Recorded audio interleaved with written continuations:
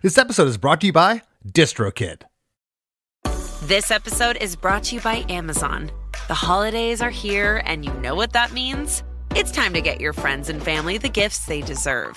Take the stress out of shopping with Amazon's great deals and low prices on a huge range of items from toys to tech and much more. Whoever you're gifting for, Amazon has great prices on everything you need this holiday season.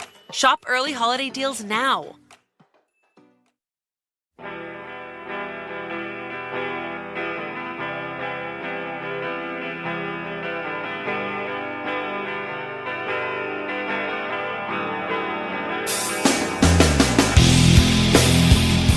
Hey everyone, today on Chris DeMakes a Podcast, my trusted co-host Chris Fafalios and I break down the writing, recording, and legacy of the Cranberries smash hit single, Zombie, taken from their 1994 album, No Need to Argue, written solely and sung by Dolores O'Riordan.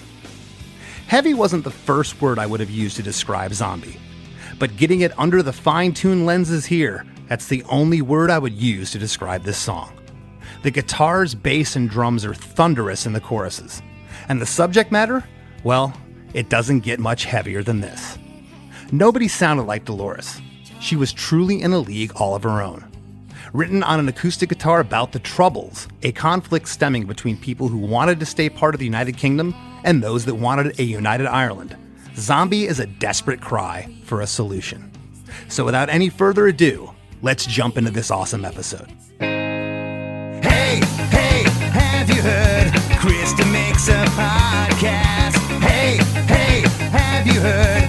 Chris DeMakes a Podcast. Hey, have you heard? Chris DeMakes a Podcast. Hey, have you heard? Chris DeMakes a Podcast.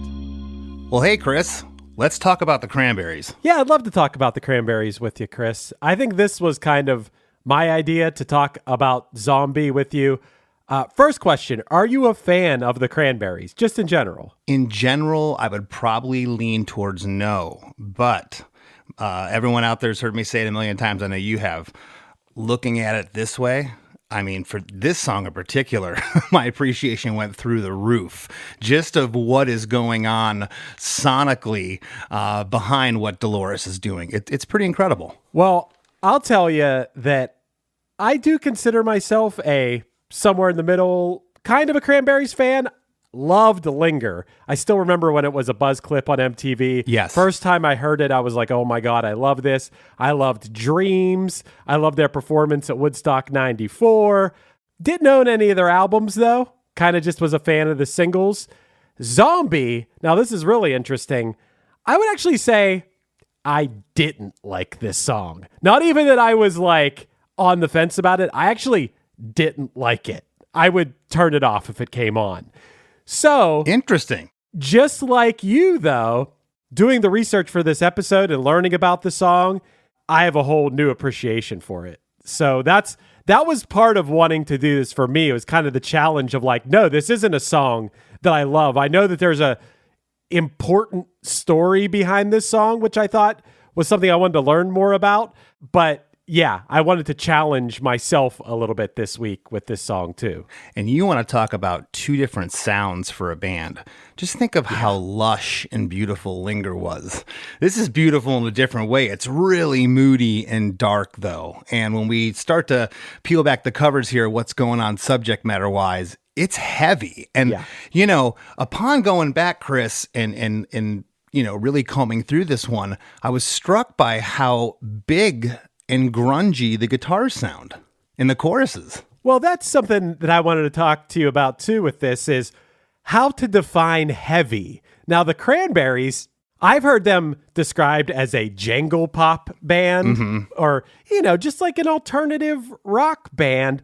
But this song is heavy on a lot of different levels. Well, it's definitely for them compared to the rest of their catalog. This is by far their heaviest musically song, just the sounds of the guitars and the drums and everything. But it's also the heaviest and one of the heaviest songs, probably lyrically, at least popular songs as well, you know, as far as the the subject matter of the song. And everything I could find, Chris, it points to Dolores O'Riordan as the sole credited writer for this song. That's right. Yeah, the song was inspired by, there was an IRA bombing in Warrington, Cheshire, England on March 20th of 1993. It killed 2 kids, Jonathan Ball and Tim Perry. One was 3 and one was 12.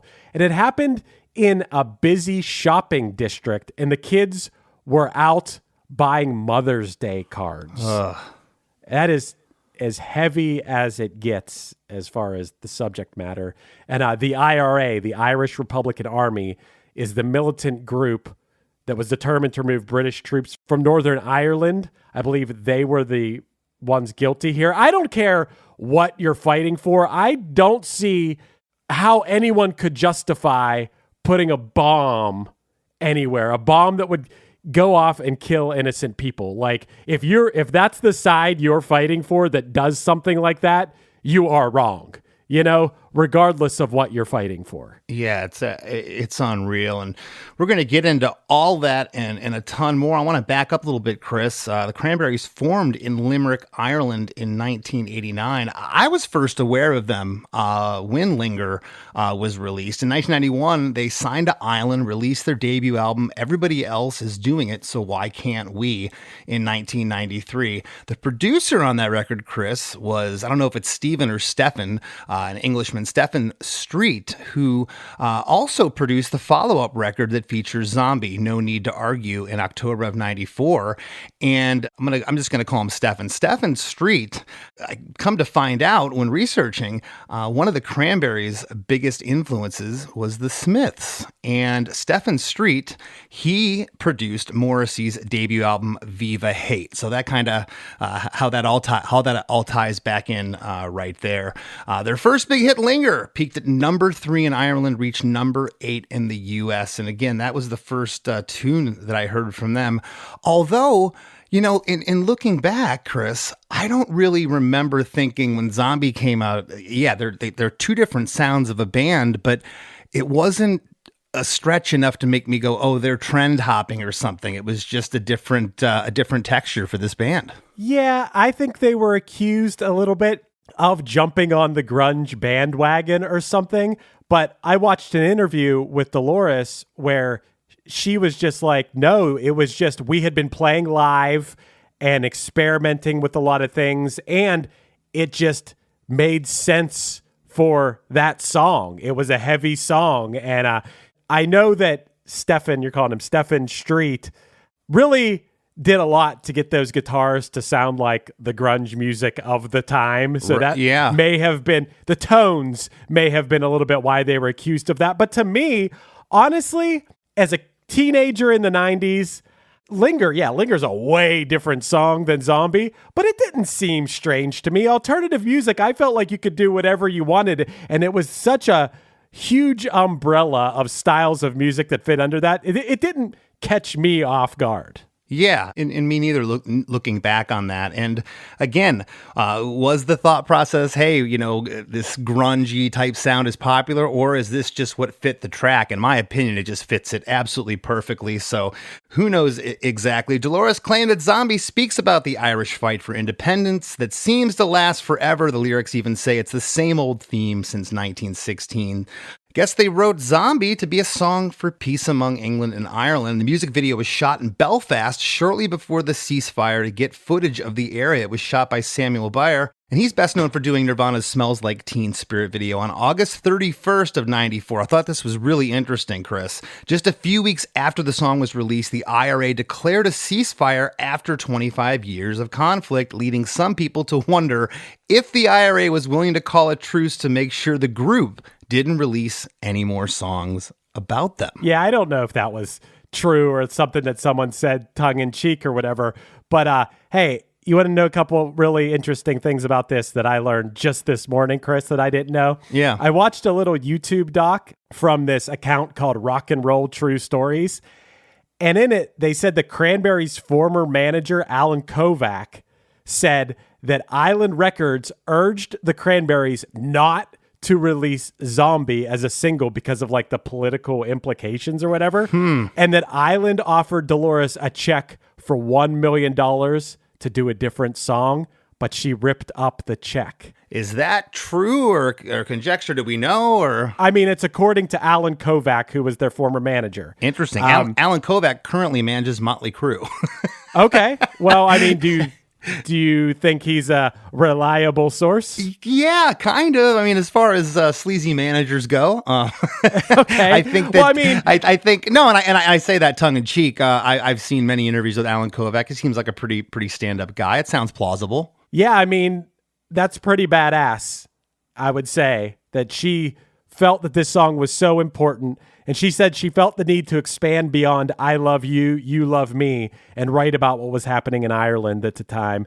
Dude, they also, I mean, we'll get to this, but the Cranberries eventually performed Zombie at the Nobel Peace Prize ceremony that honored those who brought the peaceful solution to the conflict in Northern Ireland. So they got to see the end of it and perform at the end of it as well, which I thought was pretty awesome. Dude, off the strength of this one song, the Cranberries sold 20 million copies of this album worldwide. And dude, this is like seriously the only mega hit on the album. They had like a minor hit. What song was that?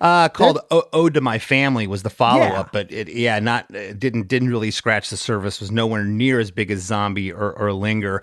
A couple more things before we break into this, Chris, because there's a lot to cover. Music video for Zombie went on to become the first song by an Irish band to reach over 1 billion views on YouTube, which is just staggering. Becoming the third video from the 90s and sixth from the 20th century to reach that YouTube milestone. A couple more notable things. Cranberries performed at Woodstock 94, and if you haven't seen it, check out their November 1994 appearance on The Late Show with David Letterman and their performance of Zombie. It's absolutely killer. Yeah. And dude, one more thing I want to back up. Samuel Baer, who did this video, he actually got actual footage of like the troops walking around with guns and the kids playing in the street. Like he went there, and I guess when he came back with the footage, he was very excited about the footage he got. He was super psyched on making this music video. Yes, he made the Smells Like Teen Spirit video. You know, another video, I mean, he made the Blind Melon No Rain video. Yeah. These are the most memorable images from music of the 90s. Dude, if you had to, between Smells Like Teen Spirit and Blind Melon No Rain alone, those are two of the most signature things. My freaking girlfriend dressed up as the Bee Girl a couple Halloweens ago. That thing is still iconic. You know, like this guy, just the vision of this guy is insane. Yeah, for sure. And it also makes you wonder if the songs weren't hits. No Rain was a bona fide hit. So was Zombie. So was Teen Spirit. You wonder if he would have had the success that he had. If the images. Hey, stop right there. I'm going to ask you a question. Yeah. Without those music videos, would these songs have been as big as they were? Well, I think the one that jumps out at me, Chris, is the Bee Girl, Blind Melon. I mean, was that as big as it was? Because that was massive. I mean, that would just brought that band to the forefront. I gotta think, man, that it's at least 50-50. And hey, no disrespect to Nirvana either. Maybe they would have been just as big. But that image of that music video, that striking, like, dark, high school auditorium, I think that was part of it, man. It was both things, the visual and the audio side of it. Mm-hmm. I would like to hear like historians take on that, because I think it's 50-50. I mean, certainly our only YouTube then was 3 minutes at a time on MTV. We couldn't scroll to the next thing. We had to wait till, we were at their discretion with that. Chris, the song's 5 minutes and 6 seconds, which I can't believe. It does not feel that long.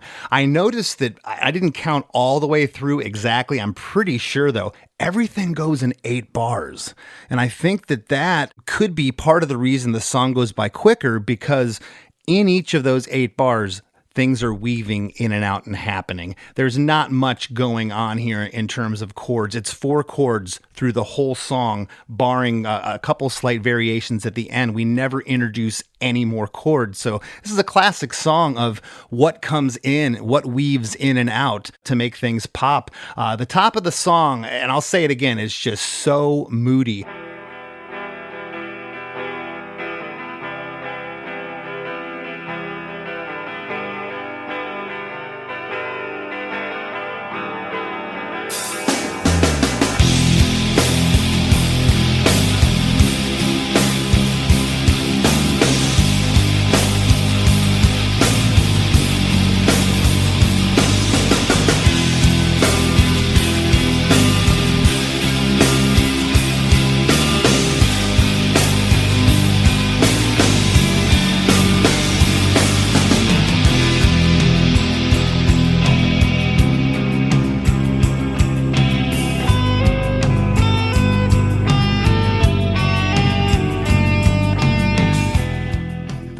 8 bars are just a single clean guitar one time through the chord progression, then a cymbal hit followed by a snare fill into 8 more bars. Then the whole band comes in for 8 bars, drums, a bass, big fuzzy stereo guitars, a clean arpeggiated guitar comes in for 8 more bars on the 3rd time through the progression, and then on the 4th, the band goes down to drums and bass with quieter, clean chord hits and the signature guitar lead that brings us into the vocals and verse 1. During this part, there's also some sporadic tambourine hits, but these 32 bars at the intro, Chris, they take us through like 3 or 4 different moods just in that section over the same chords. Yeah, every time through that progression, it's like it's changing. And that signature guitar lead, that's what I called it, Chris.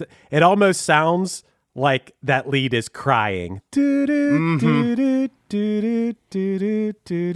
right into the vocals. That is one of the main hooks of the song, you know. Between that and then we'll get to it in the chorus, the other thing I think is the hook of the song.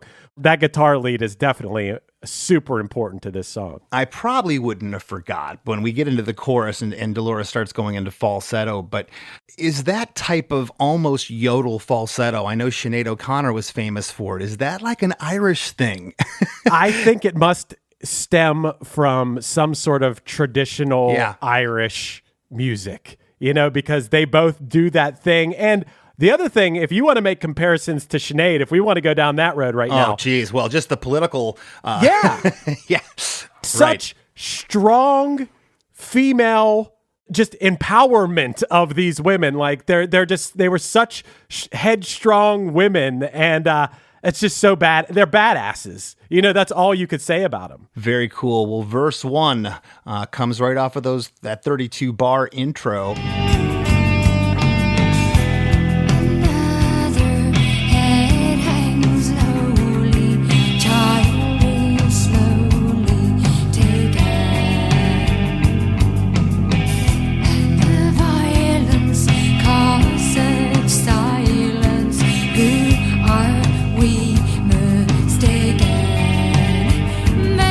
Another head hangs lowly. Child is slowly taken. And the violence caused by such silence. Who are we? Mistaken.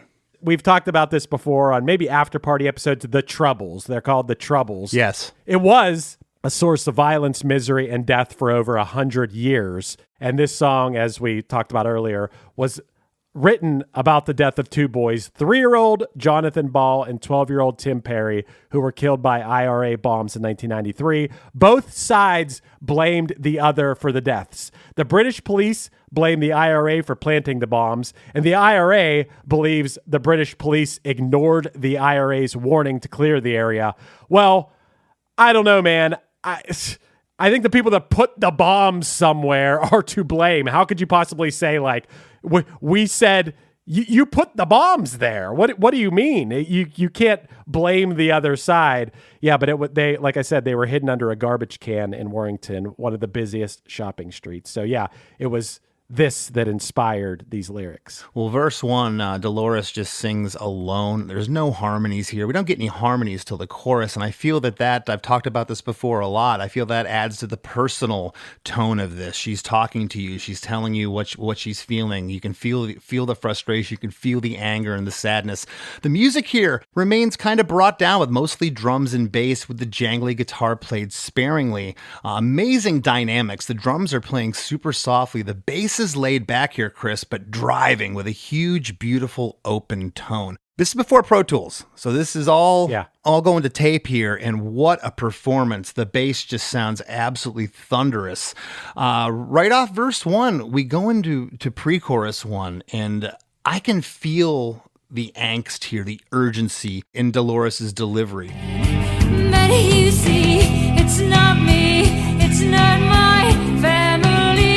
In your head, they are fighting with their tanks and their bombs and their bombs and their guns. In your head, they are crying. Every lyric I've seen, Chris, YouTube lyric videos, the lyrics you sent me, I combed the internet. Everything says, but you see, it's not me. But I swear she's saying then you see, it's not me. Do you recall listening to that? I didn't notice that. Okay. I thought it was, but you see. But I'm sure when I'm editing this, I'll hear it and maybe hear that thing. But you see, it's not me. Hey, do you ever see one of those things? I just saw it yesterday where it's like a crowd, like say like a soccer game chanting something, and there's 8 different sentences on the screen. Yeah.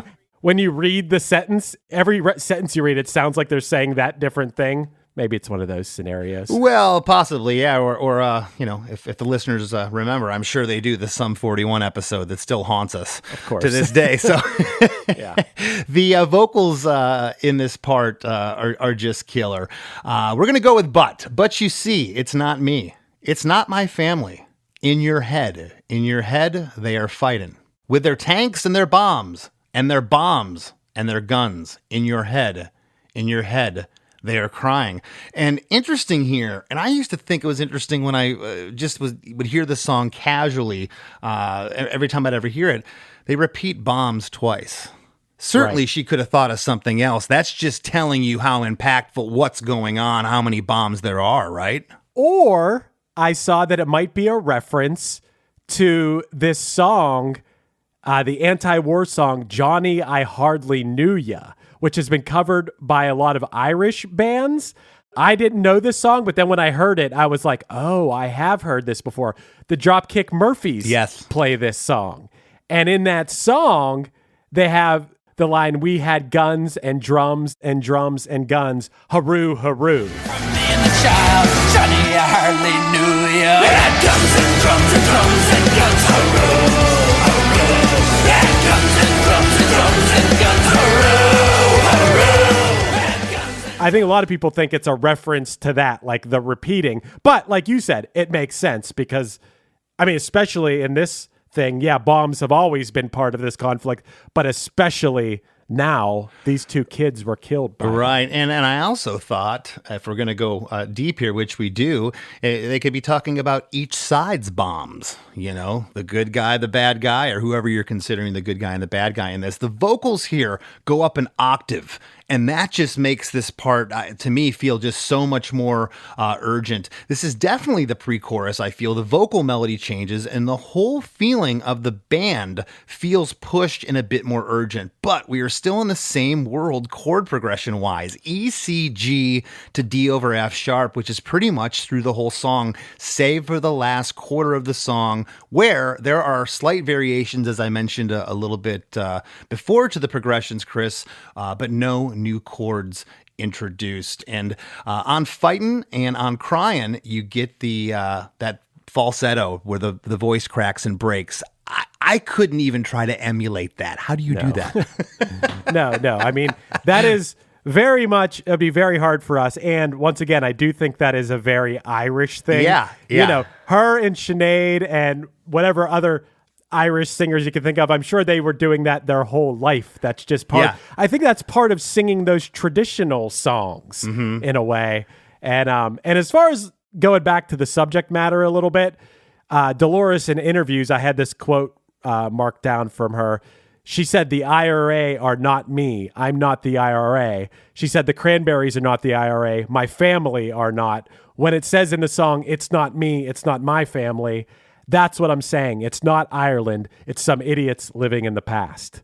So she was obviously very much against the IRA in this song. Well, chorus 1, Chris, and we've talked about it. It kicks in here super powerful.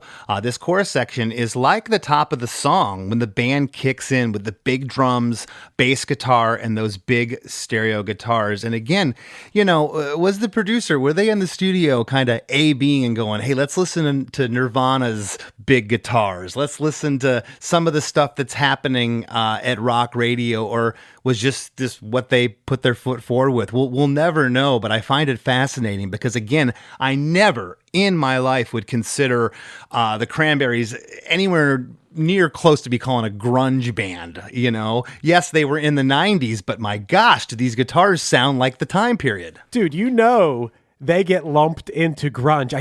What podcast was I doing recently? They are lumped into grunge, probably 100% because of this song. You listen to Linger, that is the furthest thing from a grunge song, or Dreams. Oh my gosh. Yeah. Those are like pop songs. They're like indie pop songs, you know? And I think because of this song alone, but this was by far their biggest song. So this song fits perfectly in that world. And Dolores and the Cranberries might say, and I'm sure it's true, that both the song itself, just being a powerful song, and playing live a lot, went into the accounting of that. But I would argue all day that Stephen Street, the producer, he was definitely referencing the popular grunge and alternative albums at the time and finding the right tones, too. I would think so. I mean, he's still alive. Maybe he'll chime in and hear this episode and say, "You guys you got me all wrong here." Right. He's still alive, living in England, 64 years old. I look. So if you're listening, Stefan, let us know if we got it right or wrong.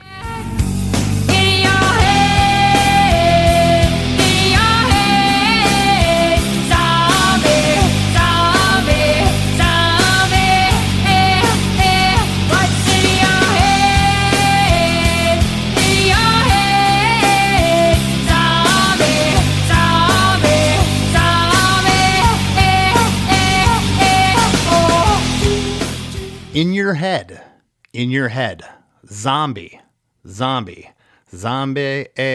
what's in your head? In your head, zombie, and then zombie again with some AAAOOs. I'm not going to try to imitate it and embarrass myself any further, but on the last line, zombie, we get the falsetto 5 times right there. We also get our first harmonies in the song on all the zombies, but the harmonies are very odd, Chris. They're like zombie. The backing vocals are so cool, but they're not locked. It comes in after. It's like ambi. They don't get the Z in there on the backing vocals. So interesting.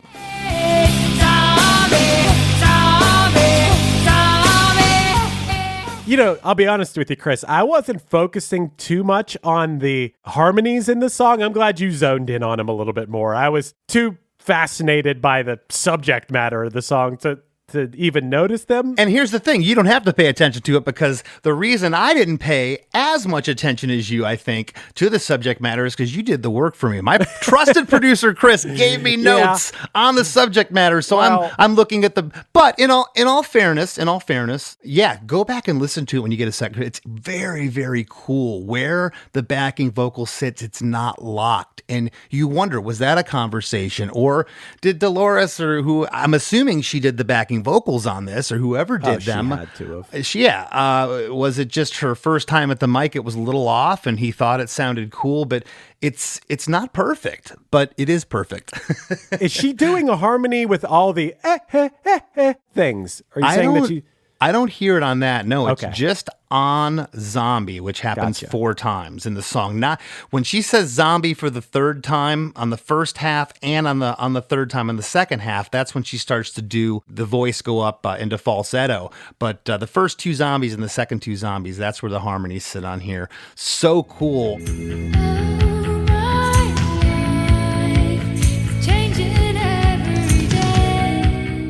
Hey, everybody, we got to take a quick break for a word from our sponsors, but we'll be right back. Looking to elevate your music career? DistroKid is a digital music distribution service that enables musicians to distribute their music to online stores and streaming platforms such as Spotify, Apple Music, YouTube Music, Amazon, Tidal, and many more. DistroKid collects earnings and payments, sending them to you, the artist. With DistroKid, artists unlock a world of possibilities. From easily paying collaborators with splits, to securing your music with DistroLock, DistroKid covers all bases. Plus, you can promote your releases with Hyperfollow and create eye-catching visuals with a Spotify Canvas generator, all for free. But that's not all. Introducing the DistroKid app, now available on iOS and Android. Artists can manage their releases, view streaming stats, and withdraw earnings, all from the palm of their hand. And for those looking to perfect their sound, check out Mixia. With its simple interface and customizable mastering options, artists can make their music sound polished and professional within minutes. And don't forget about Instant Share, DistroKid's newest feature. Share large files securely with collaborators, producers, and more, ensuring your music streams at the highest quality. Ready to take your music to the next level? Download the DistroKid app and explore their suite of tools today. Plus, listeners can enjoy 30% off their first year by visiting distrokid.com/VIP/DeMakes. That's distrokid.com/VIP/DeMakes. With Amex Platinum, you can really be in the now. Access to Resi Priority Notify. Yes! 4 p.m. checkout with fine hotels and resorts booked through Amex Travel. We needed this. And dedicated card member entrances at select events. Let's go! Means you can focus on the present moment. That's the powerful backing of American Express. Terms apply. Learn more at americanexpress.com/withAmex. Card member entrance access not limited to Amex Platinum Card. Oh, it's such a clutch off-season pickup, Dave. I was worried we'd bring back the same team. I meant those blackout motorized shades. Blinds.com made it crazy affordable to replace our old blinds. Hard to install? No, it's easy. I installed these and then got some for my mom. She talked to a design consultant for free and scheduled a professional measure and install. Hall of Fame son. They're the #1 online retailer of custom window coverings in the world. Blinds.com is the GOAT. Shop Blinds.com right now and get up to 40% off select styles. Rules and restrictions may apply. What makes a song a smash on the charts? Is it talent? Luck? Timing? Well, as chart analyst and pop critic Chris Molanphy would say, it's all that and more. Chris hosts Hit Parade, a podcast from Slate, where he tells tales from more than a half-century of pop chart history. Through storytelling, trivia, and song snippets, he dissects how the artists you love or hate dominated the airwaves and shaped your memories forever. He's explained why Steely Dan is yacht rock and Jimmy Buffett isn't, why girl groups dominated the early 60s and boy bands the late 90s, how the members of disco band Chic wrote a bass line that launched hip-hop, how Taylor Swift pivoted from country to pop, how Sam Cooke invented soul and James Brown invented funk, and what exactly a one-hit wonder is, and whether the band Aha is a one-hit wonder. I think you'd really like it. So for tales of the hits from coast to coast, make sure to follow Hit Parade wherever you get your podcasts. Hey there, Chris DeMakes a Podcast listeners. Ready to take your podcast experience to the next level? By signing up for the supporting cast at chrisdemakes.com, you not only ensure the continued production of our show, but also unlock exclusive perks. Subscribers receive a weekly bonus episode of our other podcast, The After Party, co-hosted by Chris Fafalios and myself. Many fans rave that the After Party is just as enjoyable as the main show. And with close to 200 music-centric episodes in the archive, there's a treasure trove of entertainment awaiting you. Thank you for tuning in and for your support in keeping the podcast going strong. Join us at chrisdemakes.com and let's keep the fun conversations going.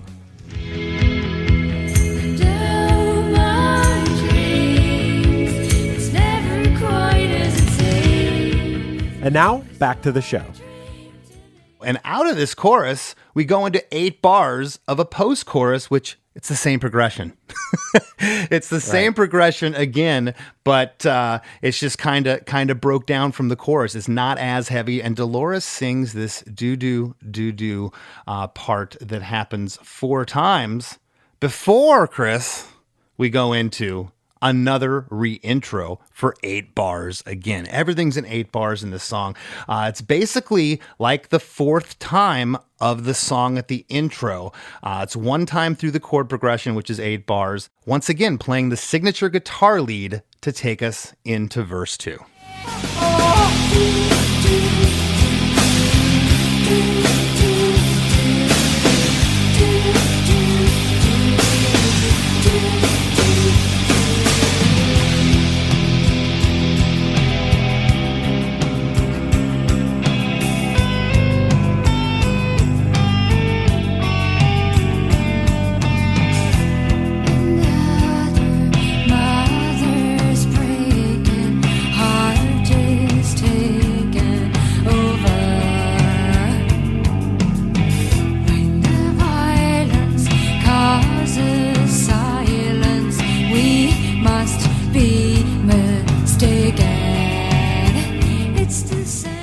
Well, Chris, before we get into verse 2, I do want to talk to you about the title of the song, Zombie. We have our entire lives, you know what a zombie is, but I've never questioned why I know what a zombie is or where it came from.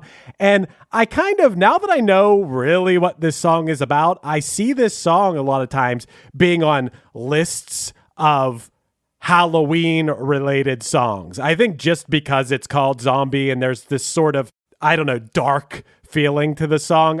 But I didn't know this, that zombie, maybe I heard this at some point, but the term zombie originates from Haitian folklore. And that, you know, zombies, we know them as undead people or infected people by some sort of virus. You'll see that in movies and stuff. But they're typically depicted as mindless, and their only drive and animal desire is to feed on the living. Now, I saw a lot of speculation online. I believe it was on, Chris, do you ever go to Genius when you're doing research for episodes? Yeah, I've seen, of course. And if you click on certain lines, you see people's like interpretations. Yeah. So these are just things to think about. I saw people speculating on why is she saying zombie and who is she referring to? And there was a bunch of different things, and I want to see what you think about this. Some people think the zombies she could be referring to in the song could be symbolic of the propagators of the war, calling them mindless, brainless killing machines. I could see that. They also said it could be the fighters who have been enslaved and act out orders without taking notice of their surroundings or the consequences of their actions. Okay. Or they said it could refer to the civilians who died, who will live on and haunt the minds of those who killed them forever. Or it could be the witnesses of the battles, like newsreels and footage, like we're the zombies, the faces of people. You know, you see these faces of the people, the survivors, and, you know, a lot of times they don't have facial emotions and they're totally shell-shocked. Or are we the zombies who can see stuff like this and just move on with our day? There's so much stuff. Or zombie could just be a metaphor for the whole conflict, the war that never seemed to die, despite the majority of people affected who wanted peace. There's so many things this could mean that I don't even know. Well, here's my thoughts on it. I have a one-word answer. Yes. All of the above? Well, I mean, geez, an argument could be made for all of them. You know, my gut, Chris, without even prior to reading the notes that you had sent, I really just thought it was, you know, where it says typically depicted as mindless. Their only drive is an animal desire to feed on the living. It's just they're infected. They're brainwashed by their own government. They're soldiers that are brainwashed. They're sick people. That's what I took at it, which is pretty much what the first line here is saying. They could be referring, could be symbolic of the propagators of war, calling them mindless, brainless killing machines. But everything you went on to say is justifiable for the lyric as well. So again, we always encourage people to, you know, hit us up on the Facebook page. Tell us what you think it means, because Chris and I are doing our best. I think you're right. I think it's the propagators of the war that are the mindless killing machines. I think those are the zombies. That's what I would assume. That's what we'll go with. Verse 2, another mother's breaking, heart is taken over. When the violence causes silence, we must be mistaken. Pretty much the same back half lyric. Verse 1 was, and the violence cause such silence. Here it's, when the violent causes silence, we must be mistaken. The first verse was, who are we mistaken? First two lines here, another mother's breaking, heart is taken over. Something interesting there. I noticed first verse, Chris, in terms of rhyme scheme. Another head hangs lowly, child is slowly taken. Here it's another mother's breaking, heart is taken over. I don't know if anybody else would ever really pick up on that or notice that, but interesting. Does it make or break the song for me? No, but it's cool that it's there. I also notice here lyrically that in the first verse, Dolores is asking, and the violence caused such silence, who are we mistaken? There's actually a question mark in the lyrics here. Mm-hmm. Are we mistaken? But now her thinking over the course of the song has evolved. Now, when the violence causes silence, we must be mistaken. Now, she's convinced the answer is yes. There's this grieving mother. And yes, if our actions kill kids, then we must be mistaken, you know? Yeah, and again, that's that reference, the two boys who were killed when they went out to buy Mother's Day cards for Mother's Day. And Dolores' awareness has evolved, as you said, since the song's opening. She now knows the answer provided by another grieving mother. And if that isn't heavy, I don't know what is. Yeah, yep. Pre-chorus 2 comes right off the heels of verse 2. We get different lyrics this time. Stay again. It's the same old team since 1916. In your head, they're still fighting with their tanks and their bombs and their bombs and their guns. In your head, they are dying. In your head. It's the same old theme since 1916. In your head, they're still fighting with their tanks and their bombs and their bombs and their guns. In your head, they are dying, not crying this time. Drums, bass, and guitars and tambourine are playing what they played in pre-chorus 1 for the most part. Double vocals throughout this section along with the vocal harmonies. We get harmonies in this pre-chorus, Chris, on Same Old Theme since 1916. We get that falsetto on Fighting Again. We get harmonies on Tanks, Bombs, Their Guns, and another falsetto part on Dying at the end. She seems, for I guess lack of a better word, a little more agitated here in this pre-chorus. It's a little more angsty, and you wonder, was that just what she was feeling and what came out, or if her producer was pushing her, hey, we got to get a little more angsty here. Right. No, I could see it being both for sure. Mm-hmm. I could see I don't know much about this producer, but also, you know, Dolores sat down with an acoustic guitar and wrote this song herself when she saw what happened. So I'm sure you're getting that natural emotion coming out too. And Chris, you've heard me say this a million times, as has the listeners, but I believe her when I hear this.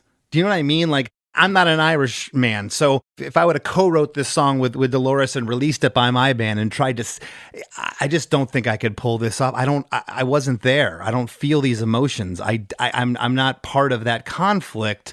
But everything she's singing here, I believe wholeheartedly. It's a personal song. You know, when we do these episodes about artists that are no longer with us, I'm always looking at who the songwriter was. And a lot of times, some of those earlier Cranberry songs, Linger, Dreams, those were co-written with her band. So I wouldn't necessarily do those because we could theoretically get one of those band members who co-wrote the song to come on here. This song was written by Dolores on an acoustic guitar. This is very personal to her. She was affected by what she saw. They were touring in the UK at the time that this happened. And she was affected, sat down with the guitar. So yeah, this is 100% from her. Chris, one of the standout lines of the song, in my opinion, happens right here. It's that same old theme since 1916. And it stands out to me because it's very specific. The rest of these, you could, if you didn't know the story behind the song, you could apply this to a lot of different things, a lot of different violent things, war, and maybe not as specific, but when she says it's the same old theme since 1916, you know she's talking about a very specific thing. And for anyone who doesn't know, because I didn't know, that's reference to the Easter Rising, which was an armed insurrection in Ireland during Easter week of April 1916. The Rising was launched by Irish Republicans to end British rule in Ireland and establish an independent Irish Republic, while the UK was heavily engaged in World War I. And then in this whole era, the Troubles, between 1969 and 2001, 3,526 people were killed as a result of this conflict. 52% of those people were civilians. 32% were members of the British security forces, and 16% were members of paramilitary groups. So over half of the people killed in this thing were civilians. Well, and that was, and you didn't know, was it going to be a mailbox bomb, a car bomb that day, a building bomb? You didn't know where the enemy was lying. And I think that brought think of living under that fear. You don't know if you're going to go open your mailbox and it's going to explode that day.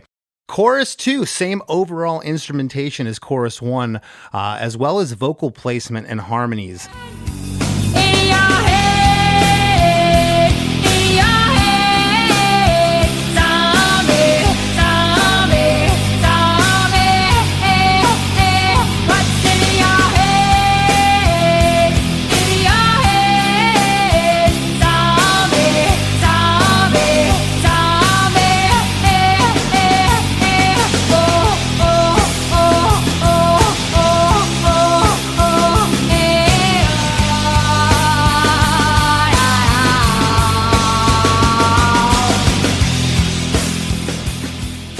something about this chorus when I listened to it this time when it came by. All I wrote was, and I'm like, if I want to talk about this later, I will, and I do. I wrote, zombies are slow, and there's something sludgy about this chorus.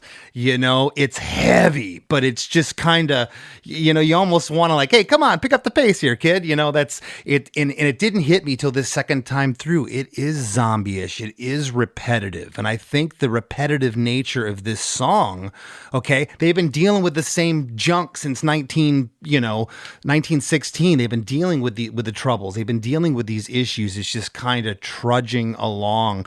The very end here, when she says the zombie, the OOOs, it's almost a yodel here. Or what I would call a yodel, which is... What else would you call... I would call it that, I always thought a yodel had to do with kind of southern music, country music would do yodels, and I don't know, out in the country, but very interesting what she does there with her vocals. And it's crazy.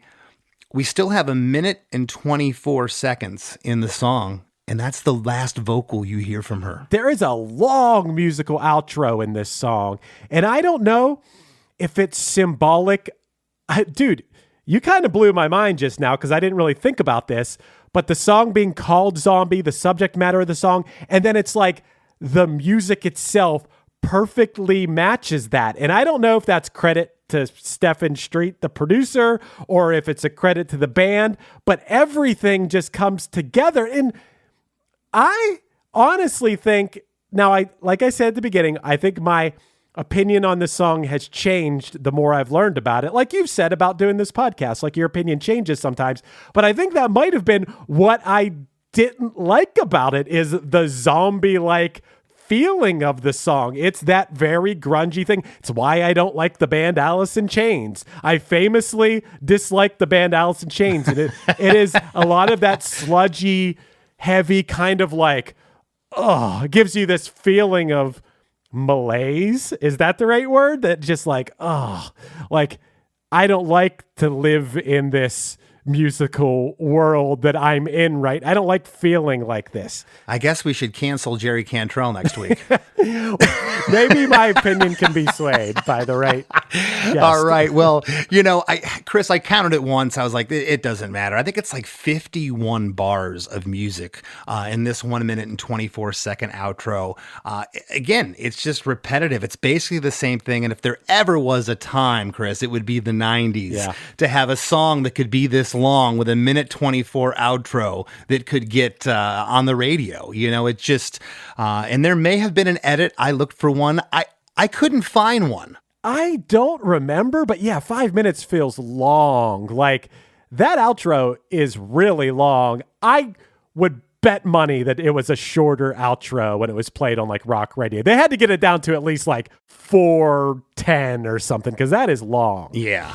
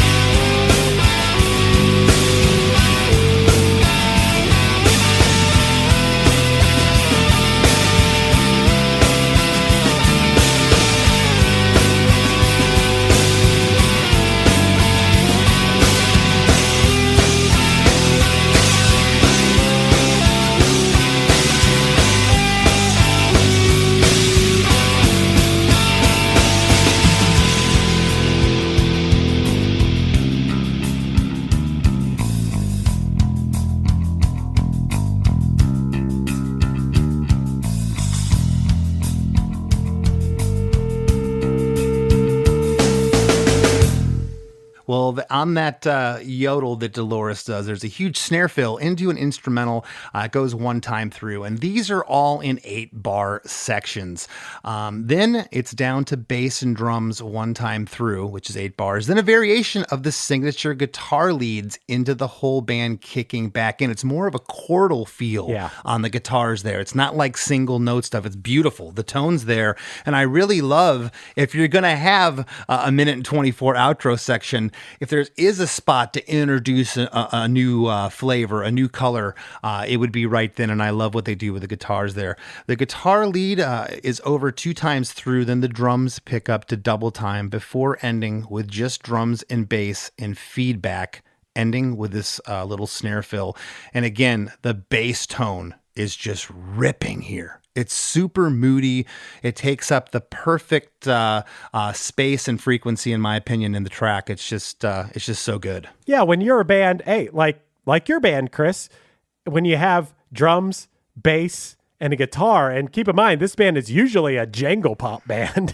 So right. That bass really has to fill a lot of, all of the low end. In my band, I could have another guitar chugging along, providing even some extra low end. But there's a lot of ground to cover for the bassist in this band. So yeah, I think that could explain the meanness of the bass in this song. Couple more things, Chris. The Troubles are usually deemed to have ended with the Good Friday Agreement of 1998.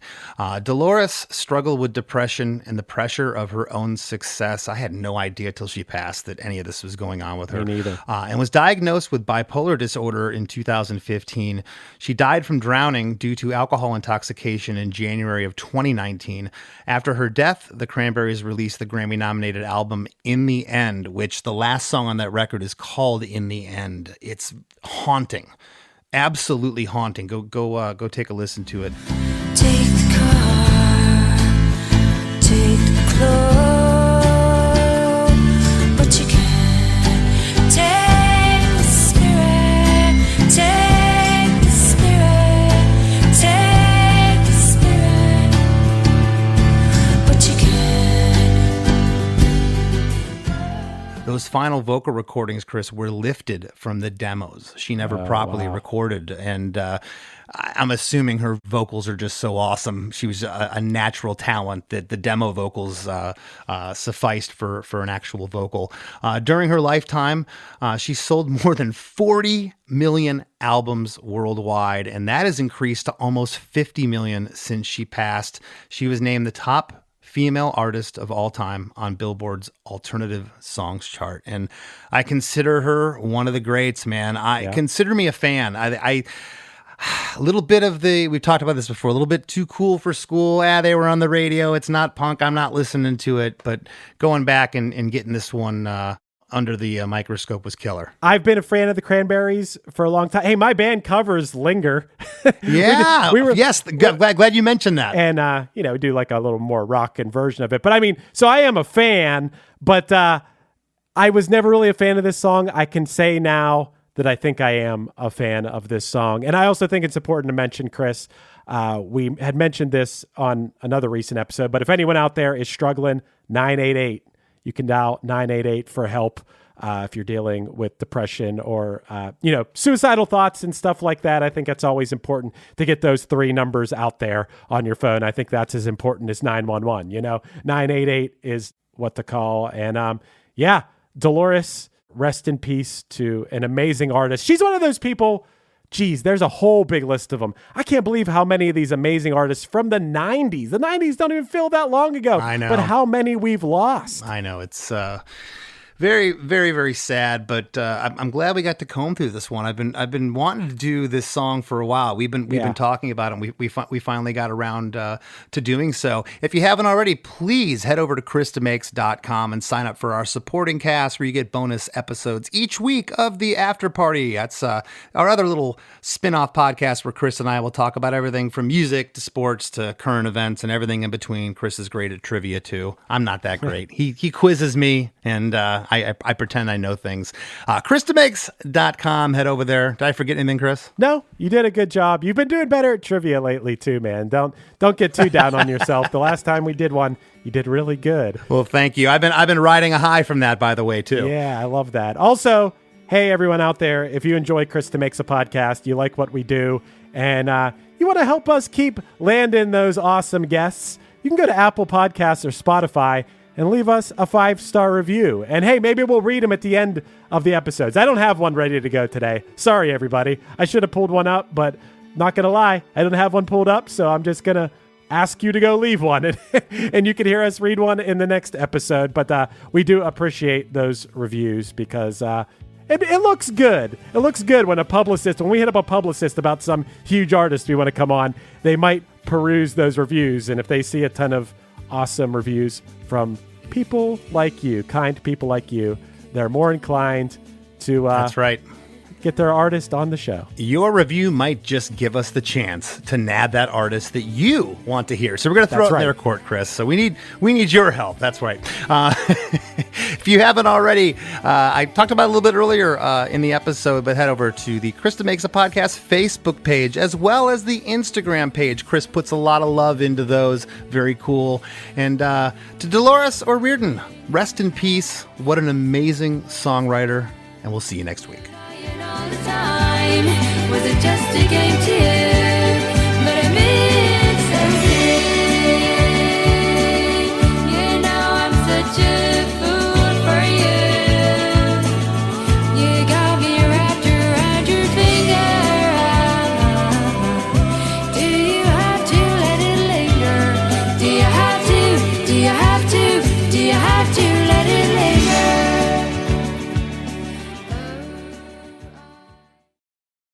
One Hit Thunder is a podcast where we both celebrate and have a good laugh about bands and artists that had just one hit that we all know. Each week, we're joined by a guest from the world of music or comedy to learn more than you ever thought you would about some songs that you can't forget. And we decide if they brought the One Hit Thunder or were nothing more than a one-hit blunder. Look, if you listen to the show, you're probably going to laugh, and I guarantee you're going to crush next time the bar has music trivia. Tag Team, Jane Child, Meredith Brooks, Looking Glass, Sean Mullins, Eiffel 65, EMF, Crash Test Dummies, Crazy Town, Chumbawamba. We have hundreds of episodes in our back catalog and a new episode each week, so pass the Dutchie, make sure you're connected, and subscribe to One Hit Thunder wherever you get your pods. Hello out there. Hi, I'm Hal Schwartz. And I'm Flynn McLean. We want to tell you about our podcast, None But the Brave, which is dedicated to taking a deep dive into the work of Bruce Springsteen. We're currently in our 5th season. Our latest episodes focus heavily on Bruce's 2024 tour and have featured such guests as Anthony Castrovince from MLB Network and Barstool's Kirk Minahan. We're also covering the 40th anniversary of Bruce's biggest record, Born in the USA. And as part of that, coming up this week, Uprock's cultural critic Stephen Hyden returns to the show for a fascinating hour-long conversation about his new book, There Was Nothing You Could Do, Bruce Springsteen's Born in the USA and the End of the Heartland. To listen, you can go to our website, mbtbpodcast.com, or subscribe on your preferred podcasting platform. We hope to see you further on up the road. Thank you so much. We'll be seeing you. Hey, this is Dewey Halpus, host of Peer Pleasure on the Sound Talent Media Podcast Network. Join me each week as I explore another long-form conversation with one of your favorite musicians, actors, comedians, or creatives. From Chino Moreno of the Deftones, John Gorley of Portugal the Man, to Fat Mike from NoFX and Ian MacKaye from Fugazi and Minor Threat, we go all over the map. From Fall Out Boy to Slayer, Peer Pleasure has it all. Check us out now on Sound Talent Media.